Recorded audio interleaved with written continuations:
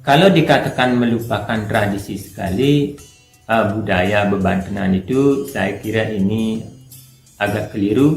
Silakan nanti bagi saudara-saudara yang perlu membuktikan, datang saja ke ashram pada saat perayaan. Di sana pasti Anda lihat bahwa masih ada pajang, masih ada ornamen-ornamen Bali seperti janur, itu masih ada pajangan yang dipersembahkan. Walaupun itu tidak selengkap seperti pemujaan di Bali pada umumnya, tapi dari hal itu kita tidak bisa menyatakan bahwa mereka telah melupakan adat Bali, kan? Karena ini bukan Balinisasi. Seperti misalkan umat Hindu di Jogja yang kejawen itu, mereka mungkin mempersembahkan dengan cara yang lain juga, tidak selengkap seperti beban tenan di Bali. Tapi toh dengan demikian kita tidak bisa menghakimi bahwa mereka telah keluar dari budaya Hindu. Budaya Bali mungkin, tapi budaya Hindu ya saya kira tidak. Ini adalah video tentang opini, analisa, dan sudut pandang yang kemungkinan bisa sama atau bahkan jauh berbeda dari apa yang Anda pikirkan. Maka, hargai perbedaan dan silahkan tulis sudut pandang Anda di kolom komentar. Om Swastiastu. Sebagaimana yang sudah saya katakan di video sebelumnya, bahwa hari ini saya akan melanjutkan kembali pembahasan masih tentang Hari Krishna, terutama mengenai beberapa tudingan atau tuduhan yang diberikan sebagai alasan kenapa Hari Krishna ini dipertentangkan oleh sebagian umat Hindu di Bali khususnya yang merasa terusik. Oke, saya sudah kumpulkan beberapa data, diantaranya saya coba saring klasifikasikan menjadi 11 supaya sama dengan Ekadasi Rudra atau puasa Ekadasi. Satu sudah kita bahas di video pertama, yakni kenapa Srila Prabhupada mengatakan bahwa Hari Krishna ini bukanlah bagian atau dari Hindu, walaupun sudah saya jelaskan pula kan dengan berbagai macam alasannya yang bagi saya juga cukup logis juga. Nah, alasan-alasan selanjutnya dari 2 sampai 10 kita akan bahas sekarang. Nah, apa saja itu? Saya akan uraikan dulu. Pertama, penganut Hari Krishna itu dikatakan sebagai ingin merubah budaya Bali. Budaya Bali dalam artian begini. Biasanya umat Hindu di Nusantara bersembahyang kan dengan cara yang biasa saja, kan, duduk mengelingjang aturan di linggih misalnya atau lain sebagainya, dan mereka diiringi oleh gamelan khas khusus orang Bali. Sikapnya ya sikap duduk biasa. Tetapi pengikut Hari Krishna itu, sebagaimana yang kita ketahui, mungkin kita bisa lihat di beberapa tontonan di YouTube juga, dan beberapa di share, saya kira mereka mungkin saking bahagianya mengalami ekstasi kebahagiaan menyebut-nyebut nama suci Tuhan itu sampai jingkrak-jingkrak. Saya dengan agak sedikit bergurau tadi dapat membalas komentar seorang teman. Saya bilang ya mungkin itu kerawahan. Kan kalau kerawahan juga begitu, bahkan lebih sadis lagi kan, dalam tanda petik mereka sering memakan misalkan itik yang masih hidup, itu kan agak serem juga. Tapi kalau jingkrak-jingkrak itu sakit. Tapi mungkin karena memang belum terbiasa, jadi itu menjadi hal yang dikira luar biasa, dan bukan luar biasa dalam artian baik mungkin menurut mereka, tapi itu membuat citra Hindu itu semakin tidak baik. Saran saya adalah mari kita tidak memasuki wilayah orang lain. Karena ini di Bali, khususnya di Bali, mereka punya pakem tersendiri bagaimana cara bersembahyang, ya ikuti cara sembahyang mereka. Kalau kita bersembahyang ke pura-pura tempat umat Hindu di Bali secara umum melakukan persembahyangan, kita ikuti regulasi yang ada di sana. Jangan kita pakai cara kita sendiri, kan, walaupun itu benar. Tetapi kalau orang lain masuk ke wilayah Anda, ke dalam ashram Anda juga punya aturan tersendiri. Kalau mereka sampai mengsak di sana lalu mau makan itik misalkan demikian, Anda juga tentu sangat berhak untuk melakukan pelarangan. Jadi masing-masing orang itu memiliki teritorial, wilayah tersendiri yang jangan sampai kita masuki dan saling campur aduk. Saya kira itu saja dari segi gamelan dan juga dari cara mereka melakukan persembahyangan. Itu yang pertama. Yang kedua. Terus yang selanjutnya ada tuduhan Hari Krishna sudah melupakan tradisi penghormatan kepada leluhur. Apakah benar pengikut Hari Krishna ini sudah tidak lagi menghormati leluhur? Gitu kan tudingannya. Saya kira itu tidak benar, tetapi ada datanya, ada faktanya pengikut Hari Krishna melakukan hal demikian. mereka mungkin tidak lagi mau menerima lungsuran persembahan yang dihaturkan kepada para leluhur. Justru ini pernah ada kejadian demikian kan. Tetapi tidak bisa dikatakan atau di stempel bahwa itu adalah ajaran Hari Krishna. Ini oknum saja saya kira. Karena dalam Hari Krishna setelah saya pelajari juga ada yang namanya suatu ritual Brahmana Saptaha. Biasanya itu ketika leluhur atau anggota keluarga mereka meninggal, mereka itu pengikutnya, sanak familinya, keluarganya yang mengikuti Hari Krishna itu akan membacakan kitab Srimad Bhagavatam, akan membacakan Bhagavad Gita demi untuk menolong roh-roh atau jiwa-jiwa leluhurnya itu mencapai tempat yang lebih baik. Kalaupun ada beberapa hal yang memang seperti dikatakan tadi, tidak mau menerima lungsuran, tidak mau sungkem, itu saya kira masih jauh dari ajaran Hari Krishna. Sebab bagaimanapun yang namanya orang tua itu kan disebut sebagai widinya lantara, Tuhan yang telah mewujudkan dirinya sendiri.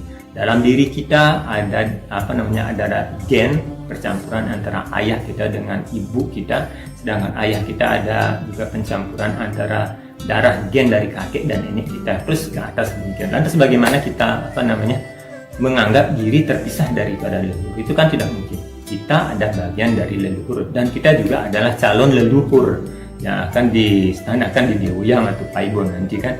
Jadi orang kalau sampai melupakan leluhur itu saya kira bukan suatu ajaran leluhur, dan saya yakin ajaran Hari Krishna tidak mengajarkan hal demikian, cuma terjadi misunderstanding saja, terjadi kesalahpahaman saja. Belum dalam tahap mereka harus begitu, tetapi mereka berakting seolah-olah mereka sudah sempurna bisa melampaui demikian.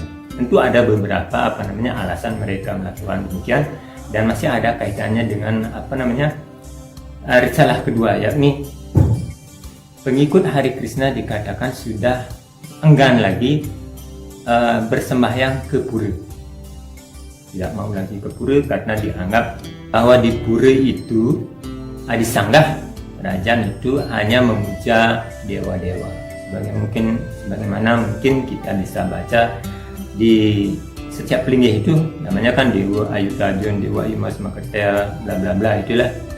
Tidak ada yang namanya Tuhan pujaan mereka menyebut linggih Sri Krishna. Tidak ada. Paling tinggi itu juga ada Kemuliaan Diri Sakti, Trimurti, dan juga Dewa Surya. Nah, tanggapan saya, hal ini apakah benar? Saya kira benar. Ada yang begitu. Apa dasarnya? Mereka tentu dari Bhagavad Gita. Bhagavad Gita ada juga menyebutkan bahwa Sri Krishna pernah menyabdakan bahwa berkat-berkat yang diberikan oleh para dewa itu bersifat tidak kekal, hanya bersifat sementara. Mereka harus mengetahui bahwa semua berkat para dewa itu sesungguhnya dianugerahkan oleh Tuhan sendiri, yakni Sri Krishna. Dan pernyataan ini benar. Tetapi tidak diharuskan sebagai alat untuk tidak lagi menghormati para dewa. Kenapa saya bilang demikian? Karena Bhagavad Gita di bab 3 sloka 10, 11, dan 12 juga sudah saya uraikan. Sri Krishna sendiri juga pernah menyabdakan di bab 3:11 misalkan, para dewa mengurus berbagai macam kebutuhan hidup manusia. Jika para dewa dipuaskan dengan korban-korban suci, pelaksanaan korban-korban suci, maka para dewa juga akan memuaskan engkau.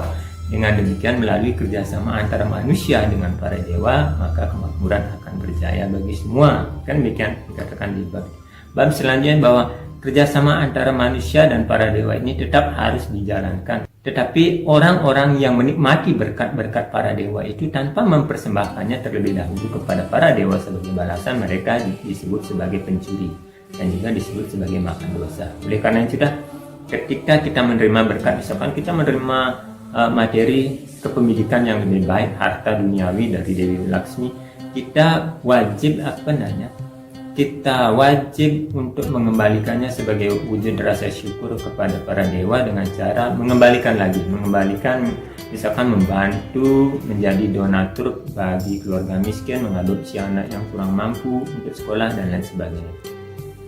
Jika kita diberkahi pengetahuan oleh Dewi Saraswati, memiliki pengetahuan yang lebih baik, kita share lagi, kita bagi-bagi dalam artian apa yang menjadi pengetahuan yang sudah kita miliki itu kita berikan kepada orang lain yang belum mengetahuinya agar sama-sama terbebas dari avidya atau kebodohan, kan? Supaya kita tidak pintar sendiri, tapi jangan juga menduain orang, istilahnya membodoh-bodohi orang dengan kepintaran yang sebenarnya tidak seberapa. Kita berbagi, saling mengingatkan.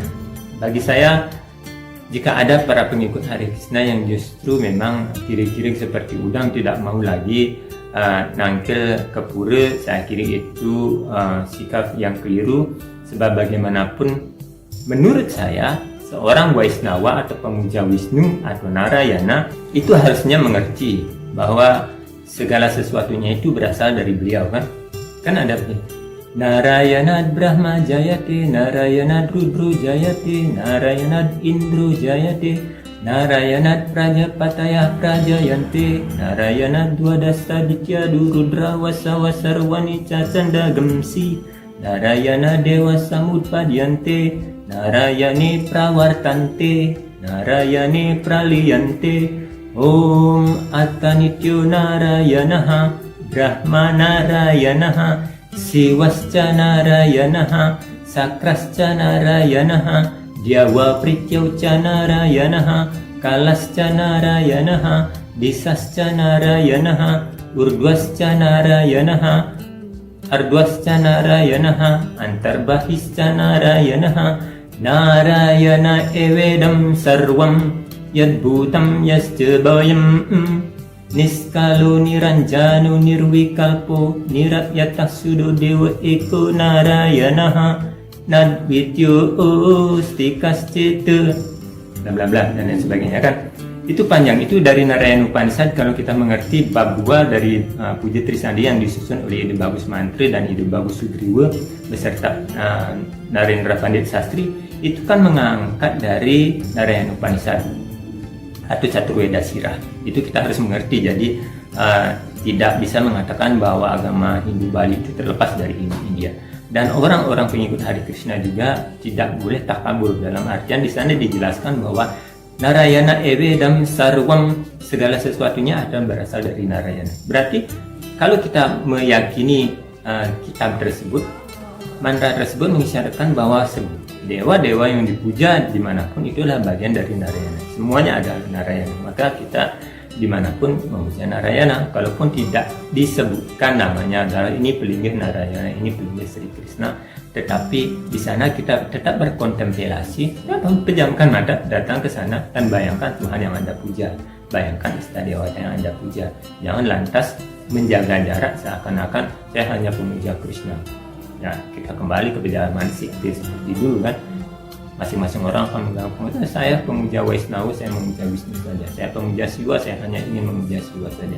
Nah, terus penghormatan kita pada jasa-jasa besar dari Empu Puturan yang telah berusaha dengan susah payah menyatukan sikti-sikti yang ada ini mau dikemanakan? Apakah kita tidak mau jadi orang yang berterima kasih sebagai generasi muda Hindu di Bali? Tentu tidak, kan? So, hentikan hal demikian. Kalaupun kita memiliki istadewata masing-masing, dan saya kira itu fair saja, semua orang memiliki istadewata, tapi keep untuk diri Anda sendiri, jangan terlalu ditonjolkan dan diekspos keluar sehingga menimbulkan gesekan atau pertikaian. Apalagi kita tahu sendiri di Bali agama Hindu itu lebih besar didominasi oleh sekte Siwa Siddhanta, sekte Pasupata, Bhairava yang memuja Siwa sebagai Tuhan yang utama. Kita tidak bisa bersikukuh bahwa Krishna adalah Tuhan yang paling tinggi. Oke, selanjutnya pengikut Hare Krishna sudah melupakan tradisi. Tradisi dalam arti mereka dikatakan tidak lagi memakai banten, tidak ngerasakin, dan tidak menempatkan pendungun karang di rumahnya sebagai ciri khas orang Bali, katanya, ya. Oke, saya jawab seperti ini. Kalau dikatakan melupakan tradisi sekali, budaya bebantenan itu, saya kira ini agak keliru. Silakan nanti bagi saudara-saudara yang perlu membuktikan, datang saja ke ashram pada saat perayaan. Di sana pasti Anda lihat bahwa masih ada pajang, masih ada ornamen-ornamen Bali seperti janur, itu masih ada pajangan yang dipersembahkan.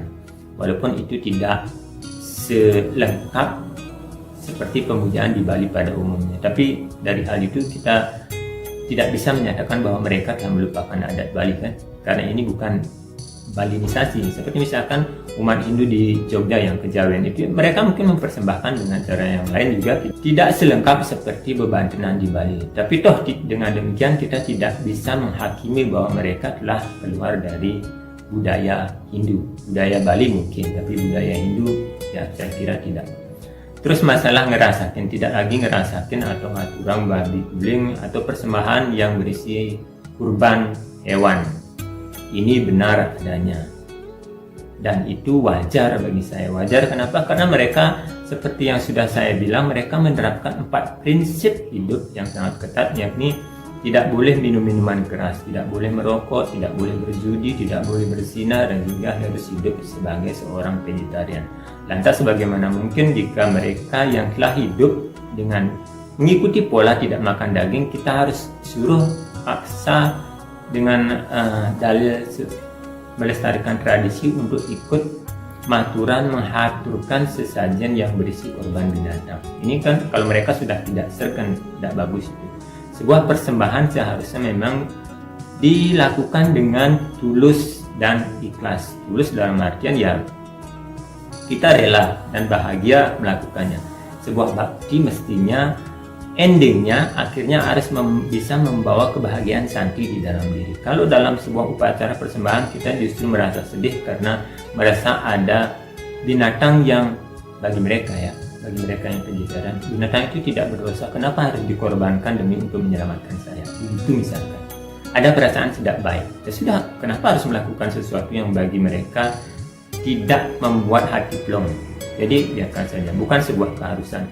Toh tidak hanya dengan cara itu bakti seseorang bisa diterima. Bahkan kita dijelaskan bahwa sejauh manapun tingkat kepasrahan seseorang dalam berbakti kepada Tuhan, maka rahmat Tuhan itu pun seperti itu.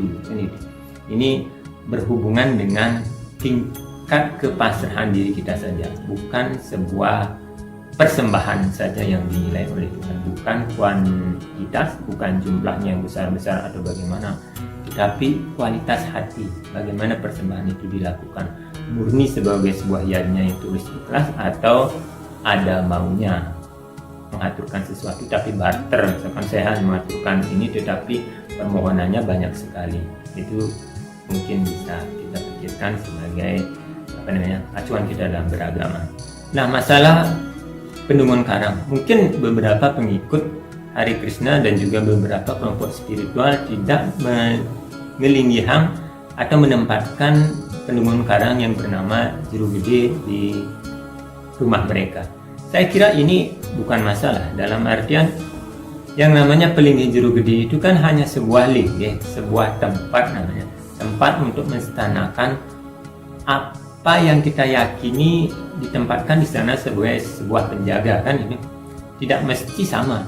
Jeru Gede mungkin di Bali atau Jeru Nyoman itu yang distanakan adalah bininya Dewi Durga untuk menjaga agar pekarangan atau orang-orang di dalam rumah tersebut dilindungi dari niat-niat jahat orang yang ingin mengganggu, kan demikian. Tetapi perlu diingat sekali lagi seperti yang tadi saya bilang itu, yang namanya Pelinggih itu hanya sebuah tempat saja. Agama Kristen di Dalung, kalau Anda bisa melihatnya, mereka juga punya Jeru Gede kan, tetapi yang dilinggihkan di sana adalah tanda salib, itu lambang Yesus, pengorbanan Yesus. Jadi tempat itu seperti rumah, tapi yang menempatinya bisa siapa saja kan. Orang-orang pemuja Ganesha mungkin akan menempatkan Ganesha di dalamnya. Jadi jangan perlu dipermasalahkan. Sebagaimana juga orang-orang Hari Krishna mungkin dia tidak mengelingihang Jeru Gede, Jeru Nyoman atau pengelinggihan Ganesha, tetapi dia percaya dengan Narasingha. Dia memuja Narasingha sebagai dewa yang akan melindungi mereka. Fungsinya sama saja. Nah, hal lain, penganut Hari Krishna katanya banyak yang bersifat eksklusif. Mereka selalu menjaga jarak, tidak mau makan bareng dengan orang-orang yang bukan kaumnya, dengan orang yang vegetarian. Benar ya? Itu ada ya? Ada, saya kira ada. Tapi apakah salah mereka? Saya kira ya tidak mesti disalahkan dulu, kita lihat alasannya kenapa. Karena mereka bervegetarian, otomatis mereka tidak ingin terkontaminasi dengan makanan-makanan yang berisi unsur pembunuhan hewan. Bukan mereka takut misalkan seperti orang Bali pakai sesabukan takut hilang sesabukannya, bukan. Tapi karena mereka tidak mau tervibrasi oleh sifat-sifat kehewanan, itu saja. Tetapi perlu diingat, misalkan kalau cuma sekedar makan bersama, saya kira Anda tidak perlu sampai bersifat eksklusif demikian, karena apalagi dengan saudara sekeluarga besar, misalkan ada yang masih makan daging, ada yang masih suka minum minuman keras. Kalau pada saat perayaan Hari Raya Galungan misalkan kita kumpul bersama, terus karena kita tidak makan daging, kita menyisih dari mereka, ini namanya bersifat eksklusif. Kalau masih bisa makan bersama saja, kumpul bersama saja. Ya jangan makan dagingnya kan, ya jangan makan dagingnya, jangan ikut minum minuman keras, itu saja. Kita jangan terlalu fanatik yang membabi buta. Tetapi saya harap juga orang-orang yang masih makan daging jangan terlalu usil kepada mereka yang ingin menerapkan pola hidup bervegetarian. Jangan lantas baru kita makan bersama, tahu itu satu-satunya yang tidak makan daging, dibilang musuh hidup sekali, terlalu banyak aturan gitu, misalkan lantas segala lauknya dikasih daging. Saya dulu pernah awal-awal tidak makan daging. Saya juga bervegetarian walaupun tidak terlalu menjadi aktivis di Hari Krishna. Saya bervegetarian dari tahun 2000, sekarang ya hampir 20 tahun. Di awal-awalnya saya juga sering dicekoki demikian kan. Makanan kadang diisi kuah daging, ya orang jahil gimana. Padahal kita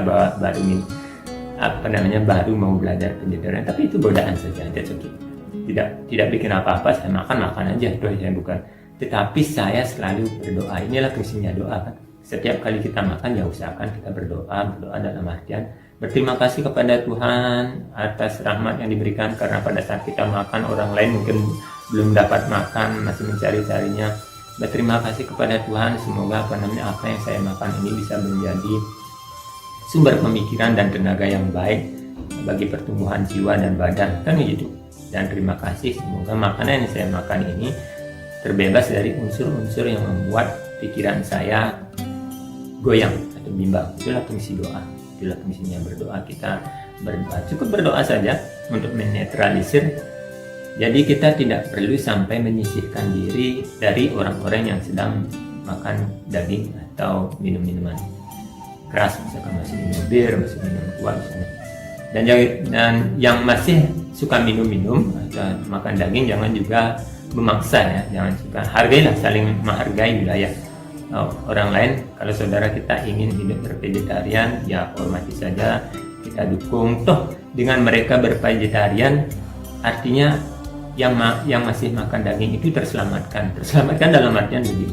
Misalkan dalam satu keluarga itu ada 5 orang kan, 5 orang, tiba-tiba 1 orang ini ingin hidup vegetarian. Jadi misalkan daging yang biasa dibagi untuk 5 orang itu sekarang kan berkurang jadi dibagi cuma 4, artinya porsinya menjadi lebih besar lagi. Seharusnya ya kita bersyukurlah ada orang vegetarian, ada orang bervegetarian yang membantu kita mendapat porsi yang lebih besar lagi, lebih banyak lagi. Saya kira demikian. Nah, tuduhan yang lainnya adalah bahwa penganut Hare Krishna itu terlalu overacting dalam mengagungkan Tuhan pujaannya dengan merendahkan Tuhan pujaan orang lain. Saya kira ini juga fakta yang mesti diakui. Saya sendiri pernah merasakan demikian. Kalau seseorang lagi greget-gregetnya itu preaching, mengkabarkan kebenaran sesuatu yang baru yang mereka dapatkan, itu sepertinya menggubu-gubu. Seperti seorang yang lagi jatuh cinta dalam tingkat madness, tergila-gila, itu biasanya memang sering dibutakan sekali hanya melihat kecantikan pasangannya itu sebagai yang utama. Jadi sikap ini tolong diminimalisir. Jangan lagi sampai terlalu mengagung-agungkan pasangan kita kepada orang lain. Biarlah itu menjadi ranah pribadi saja. Kalau kita mencintai Krishna, ya cintailah dengan Krishna sepenuh hati. Tapi jangan pernah memandang Tuhan pujaan orang lain itu sebagai lower god atau yang lebih rendah. Hanya Tuhan yang harus menilai di mana posisinya, bukan kita. Jangan lagi ribut-ribut masalah sesuatu yang sebenarnya tidak perlu diributkan ya. Tuhan itu cuma satu dengan banyak nama. Jadi jangan kita mengkelas-kelaskan Tuhan itu, karena Tuhan itu adalah segalanya kan. Nah, tuduhan selanjutnya, pengikut Hari Krishna itu pernah mengejek saru, kurban binatang katanya, dan hidup bervegetarian. Dan ini sempat viral juga, saya kira ada memang pengikut yang demikian. Maksudnya begini mungkin, karena mereka hidup bervegetarian dan mereka ingin menerapkan ajaran ahimsa, tidak membunuh, maka ketika mereka melihat ada membunuh hewan atau binatang yang bagi mereka tidak ada dosanya apa-apa, tidak punya salah-salah apa, tapi mereka dikorbankan, mereka menjadi pertama gimana ya, kok bisa begitu, keceplosan lah dia bilang kok begitu, ini tidak menjalankan ajaran ahimsa. Oke, itu bagi saya benar ajarannya, benar pernyataannya, tapi salah penempatannya. Saya bilang gitu saja, salah penempatannya. Seperti misalkan ini, kita tidak bisa mengatakan sebuah kebenaran di tempat orang sabung ayam. Di tempat orang sabung ayam Anda diramin masalah agama, ya bisa-bisa perut Anda kena taji, kan, kena pisau itu. Jadi kebenaran pun harus diungkapkan di tempat dan di tempat yang benar juga. Kita bisa belajar dari situasi Bharatayuddha, di mana Arjuna dengan argumentasinya mengatakan sebuah kebenaran. Ya, Sri Krishna, bagaimana engkau menyuruh bahwa Anda harus membunuh sanak keluarga, membunuh guru yang harus Anda hormat, yang harus kita hormati, membunuh kakek sendiri. Ini kan benar-benar dosa sekali. Bagaimana Anda menyuruh hal tersebut? Ya, kan gitu Arjuna bilang dengan pembenarannya. Tetapi Krishna di sana mengatakan bahwa, hey Arjuna, apa yang kau katakan itu benar, tetapi tidak pada tempatnya. Di medan perang hanya ada dua opsi, lawan atau kawan. Menjadi lawan atau menjadi kawan atau menjadi lawan, membunuh atau dibunuh, itu saja. Kalau di rumah baguslah ajaran itu benar adanya, tetapi di medan perang seperti ini kebenaran itu tidak berlaku, kan demikian. Artinya kebenaran itu berjenjang sesuai dengan tempat, waktu, dan keadaan. Kita harus pintar-pintar menempatkan. Lantas ada juga beranggapan sebuah tuduhan bahwa ajaran Hari Krishna ini tidak mendasarkan kegiatannya pada ajaran Vedanta. Apa ini ya? Saya tidak tahu dari mana acuan saudara kita itu memberikan penilaian demikian. Sempat juga saya jawab, kalau dikatakan tidak berdasarkan pada ajaran Vedanta, lantas Bhagavad Gita itu disebut apa, kan? Dalam Bhagavad Gita seperti kita bisa simak, Bhagavad Gita disebut sebagai Pancama Veda, itu kan merupakan bagian dari Veda Sruti dan juga Veda Smriti. Ya, adalah Pancama Veda selain dari Rigveda, Yajurveda, Samaveda, dan Atharva Veda. Terus bagaimana bisa dikatakan bahwa ajaran Hari Krishna itu tidak mendasarkan hidupnya pada ajaran-ajaran Vedanta, sedangkan dalam tiap hari keseharian mereka, saya kira, dan saya juga pernah mengikutinya beberapa kali, mereka membaca Bhagavad Gita pagi-pagi, mempelajari tentang Srimad Bhagavatam atau Bhagavata Purana. Mereka juga mempelajari kitab Brahma Samhita, Kalisantara Upanishad, yang kesemuanya ada di dalam Bhagavad Gita. Lantas kalau mereka dibilang tidak berdasarkan pada Veda, nah, Veda yang dimana saya juga tidak tahu, tidak mengerti. Semoga bisa diberikan penjelasan apa yang dimaksud dengan Veda. Kalau yang dimaksud dengan lontar, ya saya kira mesti kembali lagi kepada video saya sebelumnya yang berjudul Hindu Bali bukan Hindu India. Di sana saya paparkan dengan jelas apa itu lontar dan apa itu Veda. Jadi silakan nanti disimak. Tuduhan yang lainnya adalah penganut Hari Krishna seringkali mencap atau membuat label-label yang seperti orang Muslim itu tidak mengenakan. Kalau di Muslim ada sebuah istilah itu kafir, kan? Istilah kafir artinya orang yang bukan Muslim menurut beberapa versi. Walaupun kafir sendiri kalau di dalam terjemahan lain diartikan sebagai kafir. Kufur atau kufur artinya tertutup. Orang yang menutup diri terhadap hal-hal di luar yang sebenarnya bisa membukakan wawasan. Mereka terlalu membabi buta menilai, mempelajari suatu ajaran sampai akhirnya menutup diri. Bagi saya itu kafir. Dan orang kafir bisa siapa saja walaupun dia seorang Muslim sekalipun. Kalau dia menutup diri, mereka sebenarnya orang kafir. Tetapi orang yang bukan Muslim tetapi mereka mempunyai wawasan yang terbuka, saya kira tidak bisa dikatakan sebagai kafir. Itu menurut pengertian saya. Sama dengan di Hari Krishna, mereka ada istilah karmin dan penyembah. Penyembah adalah mereka yang sudah mengimani Krishna sebagai Tuhan tertinggi, sedangkan di luar itu disebut sebagai karmin. Tapi menurut saya yang namanya karmin itu berasal dari kata karma, kegiatan, Artinya mereka yang masih mendasarkan kegiatannya untuk hal-hal materi, material oriented. Artinya mereka bekerja untuk mengumpulkan harta mereka, segala sesuatunya difokuskan hanya untuk mencukupi kebutuhan jasmani saja, bukan rohaninya. Ini bisa disebutkan nih. Dan apakah orang Karmin itu terbatas pada orang-orang yang tidak menyembah Krishna saja? Saya kira tidak. Orang yang menjadi penyembah Krishna pun masih ada yang demikian, money oriented. Lantas bagaimana mereka harus mencap diri sebagai penyembah dan kita sebagai orang di luarnya sebagai orang Karmin? Ini harus diluruskan dulu. Karena bagaimanapun istilah-istilah itu sedikit menyakitkan. Ada juga istilah lain yang bernama Mayawadi kan. Orang-orang di luar Hare Krishna itu disebut sebagai orang Mayawadi. Nah, apa pengertian Mayawadi? Saya akan bacakan saja. Saya agak panjang nih penjelasannya, tapi ya biar kita tahu saja. Dalam Padma Purana, Uttarakanda bab 25 sloka 7, Dewa Siwa berkata sebagai berikut. Wahai Dewi, pada zaman kali aku akan lahir menjadi seorang Brahmana dan menjelaskan Weda dengan filsafat Mayawadi yang mirip dengan filsafat Buddha. Sloka Padma Purana ini merupakan dasar akan turunnya Acarya Agung yang tidak lain adalah penjelmaan Dewa Siwa sendiri, yakni Sankaracharya. Dia dikenal dengan nama Sankaracharya. Tujuan kemunculan Dewa Siwa sebagai Sankaracharya tidak lain adalah untuk meneruskan misi Buddha Gautama dalam meluruskan penyimpangan penerapan ajaran-ajaran Weda, yaitu dengan cara menyusun filsafat baru yang mirip dengan filsafat Buddha, tapi juga tidak sama dengan penafsiran Weda sebelumnya.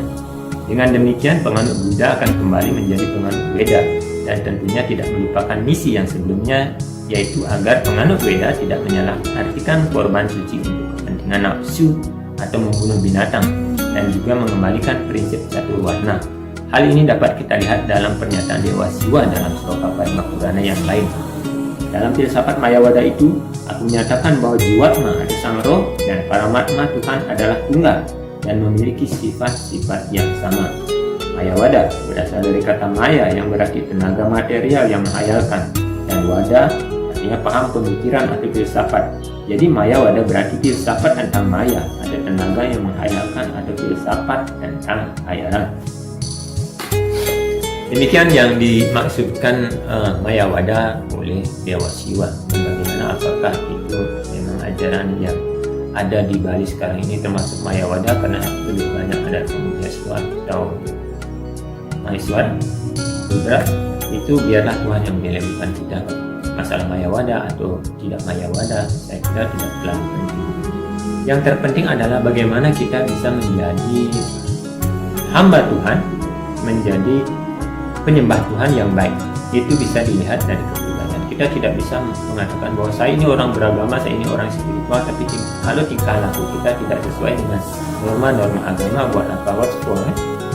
Nah, saya kira itu saja yang bisa saya sampaikan sebagai kelanjutan dari video sebelumnya tentang tudingan yang diarahkan kepada Hare Krishna yang perlu dipelajari oleh masing-masing pihak.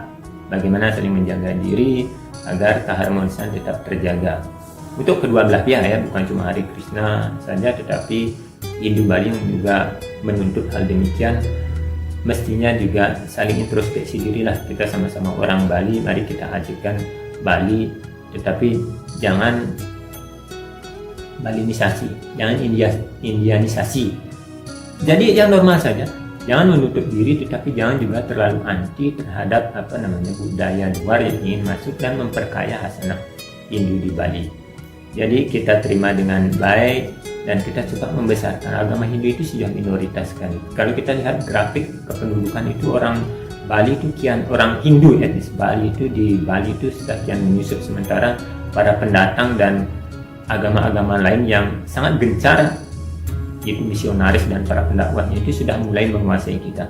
Di pesisir pantai di Buleleng misalkan itu, Anda lihat kan, tempat-tempat suci agama lain itu sudah bermunculan bak jamur, mungkin hampir 1 meter sudah ada. Terus di perbukitan kita juga dikepung oleh beberapa gereja. Saya takutnya begini, Pulau Bali yang dikenal sebagai Pulau Seribu Pura atau Sun Temple ini akhirnya akan berubah menjadi Pulau Seribu Masjid atau Pulau Seribu Gereja. Itu miris sekali.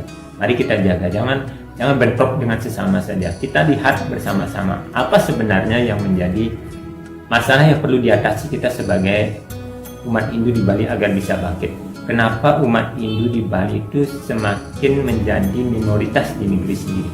Kenapa ajaran Hare Krishna itu walaupun mendasarkan hidupnya secara ketat sekali, tetapi mereka bisa berkembang dengan pesat? Apa yang membuat ini? Itu mesti kita pelajari kan. Ada sesuatu hal baik yang positif yang perlu kita adopsi dari sana, yang perlu kita kembangkan di Hindu Bali agar Hindu Bali ini tetap kuat. Kita tidak bisa menganggap bahwa saya paling Hindu tetapi hanya di bibir saja. Di bibir dalam artian kita tidak sungguh-sungguh melestarikan ajaran Hindu ini sebagai dasar dari ajiknya Bali. Kalau kita mengatakan ajik Bali saja, tradisi Bali mungkin dijaga di Desa Palasari atau di Blimbing Sari, di Jemberani itu kan kita lihat itu budaya Bali terpelihara dengan sangat baik. Mereka kalau melakukan Natalan itu ada gebogan, ada memakai penjor, ornamen-ornamen, gerejanya juga pakai arsitektur Bali, semuanya Bali. Gamelannya juga pakai Bali, pementasan Cendratari dengan ketika Yesus disalib kan demikian.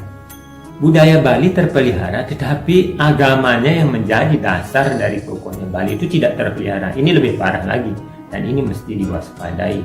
Jangan sampai kita lebih banyak lagi menjadi mualaf. Lebih banyak orang yang berpindah agama ketimbang orang yang berhasil disudiwadani menjadi orang Hindu. Itu perbandingannya masih kecil sekali. Jadi saya harap semua saudara kita bisa menahan diri. Jika ada perbedaan itu wajar saja, jangan sampai dijadikan pertikaian. Mari kita duduk bersama untuk mencari solusi. Semoga Hindu kedepannya tetap berjaya dan bangkit kembali seperti kejayaan Hindu di Nusantara sebelumnya. Saya tutup penjelasan pada hari ini. Semoga pikiran baik datang dari segala arah. Om Anubhadra Kertapuyantu Wiswata. Om Santi Santi Santi Om.